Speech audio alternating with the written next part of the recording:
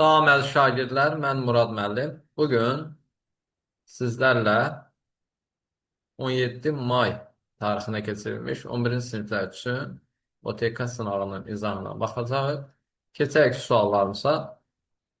Deməli, birinci sualda deyir ki, balıncaq çiçəklərin əksəriyyətində küləklə çarpaz tozlanır, deyir. Əksəriyyəti küləklə tozlanır. Xeyr, e, yanlış olmuş olduğu variantımız. B-də deyir, gövdə və yarpaqlarında ifrazat toxumasına e, rast gəlinir. Aha, B variantı doğru olmuş olacaq. Digər variantlar çiçəklərində bitişik ləçəklər qayıqcıq adlanır. Xeyr, balıncaq çiçəklər üçün deyildir bu. Taxlallarda deyirik bunu. Əksər nümayəndələr az şəkillidir. Xeyr, çiçəyində struktur elementlərin sayı 16-dır. Bu da xeyr deyəcəyik. K0, 5, Y5, D1 şəklində deyirdik bunları. Ee, Sonra ikinci sualda deyir insanda gözün köməkçi aparatının qüsurudur və ya xəstəliyidir. Tamam. Ee, Bilirik ki, köməkçi aparata burada qeyd olunanlardan, məsəl üçün toyuq korluğu dedi ki, çöpçüklərin fəaliyyətinin pozulması nəticəsində yaranır, hansı ki, A vitamini çatışmazlığından. Daltonizm qolbazıqların belə deyək, fəaliyyətinin pozulması idi. Katarakt dediyimiz mirvari suyu yaxından görmə əşyanın xəyalının torlu qışadan öndə alınması idi. E, Bir dənə burada köməkçi aparat olaraq çəp gözlüyün yaranmasını deyə bilərik ki, hansı ki, gözü sağdan və soldan 3 əzələ birləşib mərkəzdə saxlayırdı. Bu əzələlərdə boşalma baş verən zaman göz bir tərəfə meyl edirdi, göz alması. E, Və doğru cavab olmuş oldu B variantı. 3. Bircələrlər yarım aləminə aid deyildir. Təbii ki, burada gördüklərimizin hamısı dəfələrlə təkrar eləmişik. Trikonosomu, foraminiferi, leishmaniyanı, radiolarini və s. Bunların hamısını qeyd etmişik ki, bunlar bircələrlərə aid olacaq. Amma burada aktiniyanı nədir? Aid edə bilmərik. Bunun əvəzinə məsəl üçün hidra da yaza bilər, fərq etməz. Yenə də deyəcəyik, bu bircələrlə yarım aləminə aid deyildir. Doğru cavab D variantı olar. 4. Kök pöhrəsi dediyimiz nə idi? Bildirirdik ki, kökün əlavə tumurcuğundan inkişaf edən bir hissə idi. Yəni, doğru cavab D variantı olmuş olacaqdır. 5. Eyler-Venn diaqramına uyğun bəndləri müəyyən edin deyir. İlan və tısbağanı veribdir. 1, 2, 3 uyğunlaşmasını qeyd edirik burada. Deməli, 1 sadəcə ilana, 2 tısbağaya, 3 isə hər ikisinə uyğun olanları seçməliyik. Deməli, birinci hissəyə aid olacaq nə? Suda və quruda yaşayan nümayəndələri var deyir. İlan üçün qeyd edirik bunu. Deməli, birinci hissəyə biri aid eləyərəmmi? Xeyr. Yəni, sadəcə ilan üçün keçərdimi? Xeyr. 2. Çənələrində dişlər olmur. Bunu da yalnız birə aid etmərəm, məsəl üçün. Sonra 3. Göz qapaqları qovuşmuş və şəffaflaşmışdır. Aha, baxın, bu sadəcə ilan üçün götürə bilərəm. Çənələri elastik bağlara malikdir. Bəli, bunu da yenə də ilan üçün götürə bilərəm. Yəni, birə aid olar nə? 3, 4. Sonra sırf tısbağa üçün, yəni nələrə baxarıq. Yenə də suda və quruda yaşayan nümayəndələri var. Xeyr, bunu sırf tısbağa üçün götürməyəcəyik. 2. Çənələrində dişlər olmur. Tamam, bunu tısbağa üçün götürərəm. 2-ni. Sonra bir də nəyi götürərəm? 5 çanağa malikdir. Bəli, çanağa malikdir tısbağa. Bunu da götürərəm. Digər hissələr isə 1 və 6 suda və quruda yaşayan nümayəndələri olması və ürəyi 3 kameralı olması həm tısbağa, həm ilan üçün keçərli olduğuna görə nədir? 1 və 6-nı burada ortaq hissəyə yazmış olarıq. Doğru cavab olacaq Y variantı. Sonra 6. İnsan skeletində deyir, ətrafların neçə sümüyü bilavasitə gövdə sümüklərinə birləşir. Ətrafların neçə sümüyü bilavasitə gövdə sümüyünə birləşir. Təbii ki, burada qurşaq hissədən gedir söhbət, sərbəst hissədən getmir. Qurşaq hissədə dedik ki, körpücük sümükləri bir gövdə sümüyünə birləşirdi, hansı ki, döş sümüyünə. Bir də çanaqlar idi ki, oma fəqərələrinə birləşmə əmələ gətirirdi. Cəmi nə qədər? 4 sümük burada bu cür birləşmə əmələ gətirmiş olacaqdır. Zaten ümumi deyirdik 5 dənə sümük birləşməsi var. Biri hansı idi? Ənsə. Bu da yuxarı ətrafın nə sərbəst, nə də qurşaq hissəsinə aid olmadığına görə bunu nəzərə almayacaq artıq. Ümumi 4 sümük birləşməsi əmələ gətirilmiş olacaqdır. 7. İnsan orqanizmində böyrək ləyənlərinin sayını veribdir A. Bir də bizə X veribdir. X hər nədirsə, bunun da sayı A-dır. X-in sayı A-dır, böyrək ləyənlərin sayı A-dır. Böyrək ləyənlərin sayı bilirəm ki, 2-dir. Deməli, bu birisini də neynəməliyim? Elə seçməliyəm ki, 2 ədəd olmuş olsun. Böyrək arteriyaları, hər böyrəyə bir arteriya daxil olur. Bəli, 2 ədəd olmuş oldu. 2 böyrək venaları, bunu da seçərəm. Bu da 2 ədəd olur. Böyrək piramidaları, bunlar sayca çoxluq təşkil edir. Sidik toplayıcı kanal hansı ki, nefronların birləşdiyi hissə idi. Bunlar da sayca çox idi. 5 sidik axarları, bəli, hər böbrəkdən bir sidik axarı çıxırdı. Ümumilikdə 2 sidik axarı olmuş oldu. Qədəyə bənzər kapsul dediyimiz, hansı ki, nefron quruluşuna aid olan bir hissə idi. Bu da nefron sayı qədər, yəni çoxlu miqdarda olmuş olacaqdır. Doğru cavab D variantı olar. 8. Hansı məməllərin torpaq üzərində, ağacda, torpaqda yaşayan, həm də yarımçı həyat tərzi keçirən növlər var? Təbii ki, bu da gəmiricilər olmuş olacaqdır. 9. Qlikoz və qlikogen prosesini tənzimləyən hormon tərkibinə daxildir. Qlikozanın qlikogenə çevrilməsi o deməkdir ki, yəni qanda olan qlikoza neyiniyib? Qaraciyərdə qlikogen formasında neyiniyib? Toplandırıbdır. Bunu da təşkil edən nə olar? İnsülin olar təbii ki. İnsülin də tərkibinə element olaraq sink daxil olmuş olacaqdır. Sonra 10. Miçurin tərəfindən sarı bel feri ilə Kitaykanın çaprazlaşmasından alınan bitkilərin meyvələri əvvəlcə turş olub. Bu əlaməti qaldırmaq üçün aradan nə edib Miçurin? Təbii ki, hibridlərin sətrinə sarı bel ferdən götürülmüş qələmlər calaq etmişdir deyəcək. Doğru cavab A variantı olar. 11.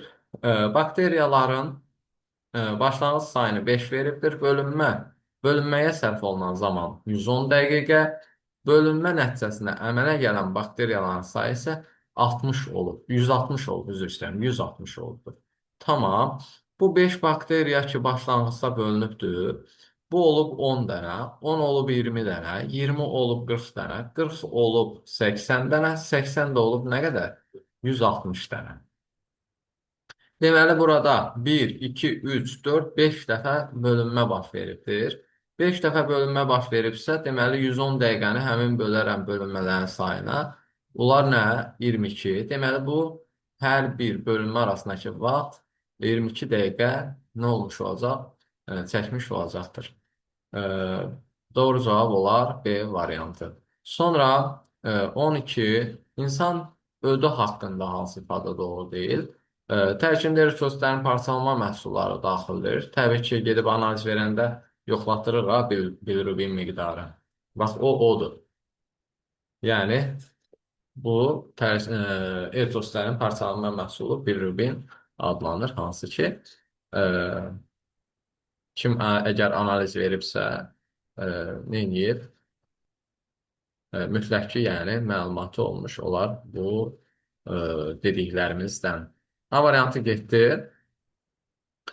Çünki doğru deyili soruşur. Qaraciyərdən nazik bağırsağa axır. Tamam, bu da oldu doğru. Öz kisəsində nazik bağırsağa axır. Tamam, bu da doğrudur. Bağırsaqların hərəkətini sürətləndirir. Tamam.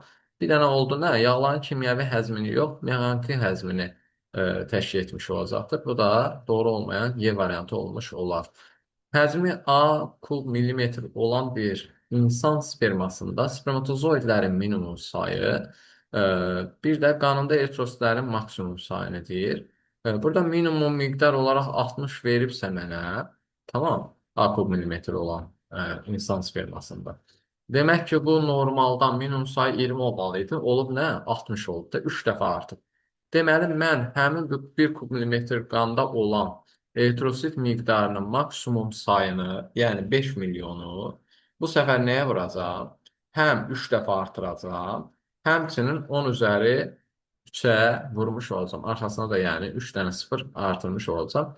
Nəyə görə? Həmin burada millimetr və kub millimetr çevrilməsi etdiyim üçün. Burada 5 vur 3 eləyəcək 15 milyon. 15 milyonun da arxasına 3 dənə də 0 əlavə etdiyim zaman olur 15 milyard. Yəni doğru cavab olar A variantı. Azxantroplar piterkantroplardan fərqli olaraq nə yeyiblər? Dəri paltar geyinirdilər. Sonra 15. Bəzi balaca quşlar deyir, öz yuvalarını qartal yuvalarının yanında qururlar. Aha, bax bu sual. Bunu mən bildirirdim ki, bu şəkildə olduqda, yəni biri heç bir təsir görmür. O birisinin faydalı da, o birisinə xeyri var, yəni qorunmuş olur. E, Bu cür münasibət harda görürsənsə gör, fərq etmə. Hansı canlılar arasında görürsən gör, bu adlanacaq kommersializm, yəni doğru cavab D variantı olar. 16. Adi gecikkən xarici görünüşdə yaradıcı, yandırıcı, üzr istəyirəm, gecikkənə oxşaması, onu xatırlatması olacaq ikinci növ maskalanma. Belə. Burada da uşaqlar qarışdırmışdılar biraz. 17. İnsanda daxili sekresiya vəzlərinin sayı boyun nahiyəsində yerləşən, bir də döş boşluğunda yerləşən. Aha, burada da diqqətsizlik etmişik. Daha doğrusu, yəni uşaqlar ediblər. E, Nəyə görə? Boyun nahiyəsində yerləşən X, döş boşluğunda yerləşən Y veribdir. Və bunların X plus Y-in cəmini hesablayır. Hesablayın deyir. Mən hər zaman bildirirəm ki, burada verilən vəzin sayını, dənə-dənə say, neçə dənədirsə o formada götür, yəni hesabla. Hə, bu vəz olaraq hə, bir dənə vəzdir, bütöv formada qəbul edə bilməzsən sən onu.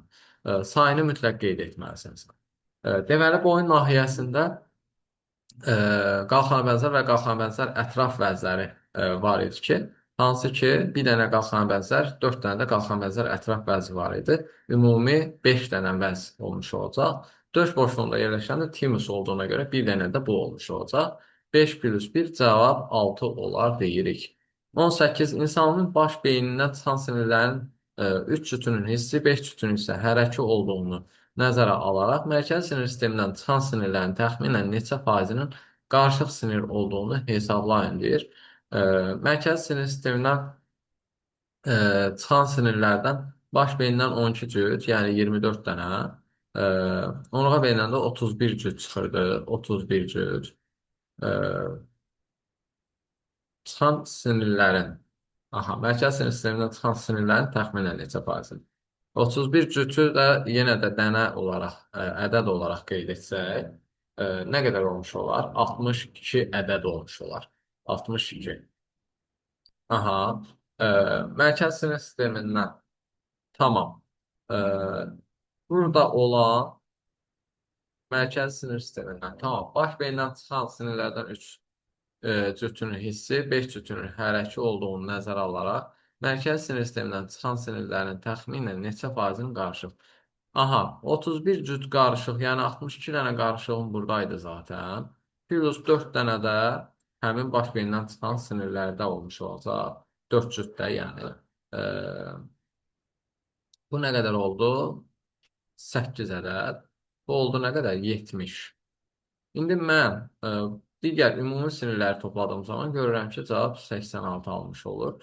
Bu 70-i bölərəm 86-ya, vuraram 100-ə. Buradan da miqdar olaraq çıxacaq 81 tam onda kalkulyatordan hesablamışdıq, səhv etmirəmsə 81 tam onda 3 çıxırdı. Bunu da bu şəkildə yəni qəbul edə bilərik. Yəni A variantını doğru qəbul edə bilərik deyirik. Sonra 19 hansı xromosom mutasiyasıdır deyir. E, Xromosom mutasiyalarını biz bildirdik ki, nədir? Xromosom sahəsinin belə deyək, çevrilməsi, xromosomda hər hansı bir sahənin itməsi və yaxud da təkrarlanması, bunların hamısı nədir? Xromosom mutasiyasına aid olan e, belə deyək, məlumatlar idi. Belə deyək, proseslər idi. E, Burada Down sindromu dediyimiz xromosom sayının belə deyək, dəyişilməsi, direkt xromosomun özünün sayının dəyişilməsi ilə bağlı olduğuna görə bu xromosom mutasiyası olmaz. Edwards yenə eyni şəkildə Shershevski-Turner dediyimiz sadəcə bir dənə X xromosom, X0 şəklində, yəni xromosomu olması yenə də xromosom mutasiyasına aid olmaz. Patauda da yenə də sadəcə xromosom sayının dəyişilməsi baş verdiyinə görə bunu biz xromosom mutasiyası nədir? Adlandıra bilmərik. Lejen sindromu isə nədir? Xromosom sahəsinin hansısa bir hissəsinin itməsi idi ki, bu sayədə lejen sindromu olmuş olurdu. 20. Mitoxondri var, amma hüceyrə tənəzzüldə iştirak etmir. Kim anaerob tənəffüs edirsə ondadır. Göy yaşıl yosunlar xeyr. Ümumiyyətlə bunda mitokondri yoxdur deyərik. Bakteriyadır. İki membranlı orqanoid olmaz. Xlamidona da xeyr, aerob tənəffüs var bunda. Deyək ki, şampinyon göbələyi xeyr bunda da. Yetkin öküz solteri, bəli, yetkin öküz solteri anaerob olduğuna görə burada mitokondri olsa da nədir? Hüceyrə tənəffüsünə iştirak etməyəcək. Qaraciyər sorğusunun kirpikli sürfəsi, istəyir kirpikli sürfəs desin, istəyir quyruqlu sürfəs desin. Nədir? Hər ikisi aerob olmuş olacaqdır deyirik. 21. Çay xərçəngində xitin distiklər yerləşir. İlk şöbə zaten biz bildirdik ki, ilk şöbədə xitin distiklər var idi. İlk şöbədə harda olar? Mədənin bilavasitə qida borusu ilə birləşmiş şöbəsində olmuş olacaqdır. Yəni doğru cavab A olar. 22. Postembrial inkişafında tənəffüs orqanlarının daha çox müxtəlifinə rast gəlinir. Bunu daim milyon dəfə demişik ki, bu qurbağa olmuş olacaq. Hansı ki, postembrial inkişafında həm süfun vəzində qəlsəmə, yetkin fərdində isə ağciyər görmüş oluruq. Doğru cavab A variantı olar. 23. Normal həyat dövranında hansı helmintlərin yetkin fərdləri insan bədənində parazit edə bilər? Təbii ki, burada doğru cavablarımız öküz solteri, sonra qaraciyər sorğusu, bir də ankilostoma olmuş olacaqdır deyirik. 24. 24-cü sualda deyir, pislofitlər birdə deyir, bilavasitə mamışlara başlanğıc verib. Xeyr. Ağcıqlara malik oldular. Zaten kitabda bu halda belə deyək, məlumat verərkən bu qeyd olunur. Hansı ki, qeyd olunmuş məlumatlardır yəni. 2 götürərik, 3 götürərik, torpağa rizoidlər vasitəsilə bərkiyiblər. Bir də mexaniki örtük ötürücü toxumalara malik oldular. Yəni bunun da olması ehtimal güman edilirdi. Yəni bu səbəbdən 2, 3, 4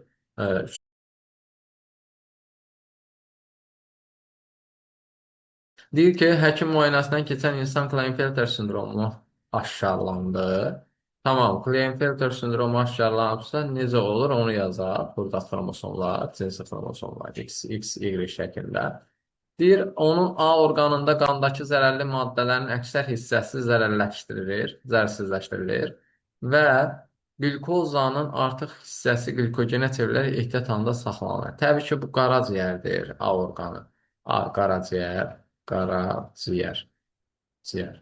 Sonra B orqanında isə deyir, qanın damarlar üzrə hərəkət ardıcılığı belədir. Arteriya, kapilyar, arteriya, kapilyar, sonra isə sonda vena. Təbii ki, bu böyrək arteriyasıdır, daxil olan. Sonra qədərbənzər kapsul içərisinə kapilyar əmələ gətirilir. Sonra bu kapilyar yenidən həmin qədərbənzər kapsulun içərisindən çıxan zaman bir də arteriyaya keçid etdi. Sonra bu arteriya yenidən kapilyarlara şaxlanaraq böyrək borucuqlarının ətrafını sardı, mübadilə prosesini həyata keçirdi. Bu kapilyarlar isə yenidən böyrək venasına keçid etdi. Yəni, söhbət böyrəkdən gedir. B isə nə imiş? Böyrək imiş. Böyrək. İndi baxaq suallarda nə deyir? İnsanda deyir 28 qanun formalı elementlərinin sayının normada olduğunu qəbul edərək B orqanına daxil olan qanın 100 millilitrində deyir, X xromosomlarının minimal sayını hesablayın və cavabınızı həllini yazmaqla əsaslandırın deyir. Tamam. Tamam. 100 millilitr qanda nə edir? X xromosomlarının. Təbii ki, əgər xromosom axtarıramsa, mən nüvəsi olan bir qanun formalı elementlərindən nüvəsi olanı seçib sayına baxmalıyam burada. Eritrosit və trombosit seçilməyəcək burada təbii ki. Sadəcə leykosit olaraq qəbul edəcək. Leykositin miqdarı minimum 4, maksimum 10 min idi. 10 min idi. Və burada 100 ml qanun varsa 1 ml olan hissədə minimal sayını deyirsə, deməli leykozit miqdarını da minimum götürəcəm. 4000 leykosit var idi. 4 vurulsun. 10 üzəri, yəni 3. Bunu nəyə vuraram? 100-ə vuraram. Çünki 100 millilitr qan var idi. Plus, nə edirəm? Bir də X xromosomların minimal sayı. Təbii ki, burada 100 vur, 4 vur, 10 üstü 3. Bunu da vuracağım. Ə, Hər bir leykosit üçün 2 cinsi xromosom, daha doğrusu X cinsiyyət xromosomu olduğunu nəzərə alaraq bunu vuraram 2-yə. Bunu vuraram 2-yə. Onlar nə qədər? Ə, 4000. 4000-i vurduq 2-yə 8000. 8000. 8000-i 8 kimi yazaram. 1000-i də 10 üzəri 3 kimi yazaram yenə. 10 üzəri 3. Bu da vurulsun təzədən nəyə? 100-ə vurulmuş olsun deyirik. Ə, təbii ki, burada ə, eritrosit miqdarı. Tamam. Eritrosit miqdarını indi burada çevrilmə yenə kub millimetr olaraq çevrilmə baş verəcək ki, təzədən 8 vurulsun 10 üzəri 3 vurulsun 100 vurulsun yenə də nəyə? 10 üzəri 3-ə. Çünki burada mililitr, bu mililitr nədir? Çevrilməsi baş vermiş olacaqdır. Bu səbəbdən 800, bunu da qısaltsam yəni belə, 800 vurulsun 10 üzəri 6 şəklində yazaram. Yəni bu qədər nə olmuş olacaq? X sinsiyyət xromosomu olmuş olacaq deyirik. Sonra cədvəli tamamlayın deyir. B orqanı ilə eyni bədən boşluğunda yerləşən endokrin sisteminə aid olan vəzlərin adları, hər birinin sayı. Adlarını qeyd etsək, B orqanı dedik böyrək idi. Böyrək qarın boşluğunda yerləşir. Qarın boşluğunda həm böyrək üstü vəzi deyərəm, 2 dənə. Bir dənə də nəyi? Mədaltı vəzi deyərəm. Yəni, ümumi 3 dənə nə olmuş olacaq? Vəz olmuş olacaq. Və bunların adları, yenə deyirəm, 2 dənə böyrək üstü vəz, bir dənə də mədaltı vəz olmuş olacaqdır. Böyrək üstü vəz 2 dənə, mədaltı vəz 1 dənə.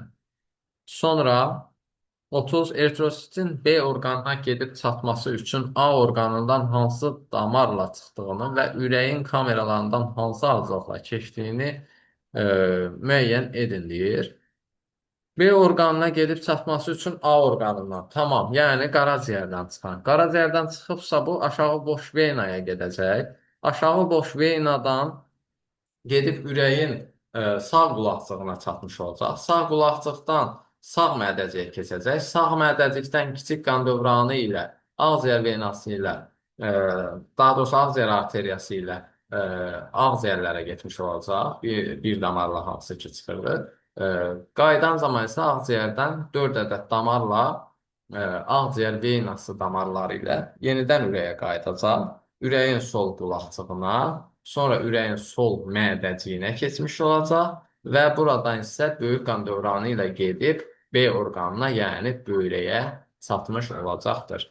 Deməli, A orqanından hansı damarla çıxdığını dediyi üçün deyərəm bu qaraciyər venasıdır və ürəyin kameralarından hansı arzuqla keçdiyini desə, deyərəm sağ qulaqcıq, sağ mədəcik, sol qulaqcıq və sol mədəcik şəklində bu ardıcıllıqla keçmiş olacaqdır. Belə əziz şagirdlər, izahlarımız bu qədər idi. Dinlədiyiniz üçün təşəkkür edirəm. Sağ olun.